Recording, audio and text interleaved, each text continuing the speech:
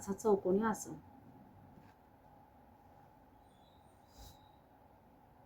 या व्हिडिओमध्ये आता चौकोनी आसन मी दाखवत आहे.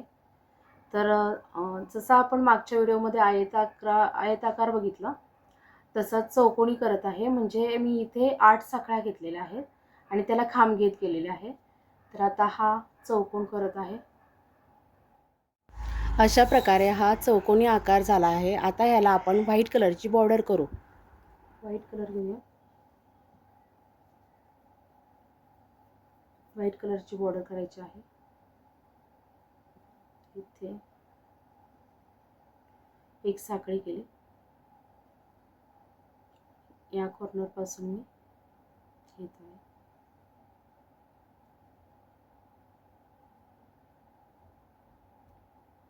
इथे 3 साखळी घेऊया. 1 2 आणि एकाच साखळीमधून इथे 3 खांब घ्यायचे, कारण हा कॉर्नर आहे आपल्याला.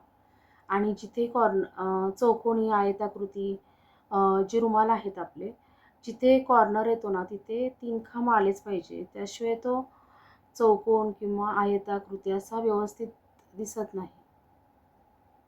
3 खांब आले की कसं मग कोन तयार होतो एक तिथे. आता हे झालं. आता पुढे आपण खांब घेत जाऊया. हे जे धागे येतात मध्ये ते मागच्या साईडला करून तिथे खांबामध्येच गेले तरी चालेल. म्हणजे ते पक्क होऊन जातं कट करण्यापेक्षा. ते दिसत पण नाही आणि पक्क झाल्यामुळे निघण्याची शक्यता कमी असते.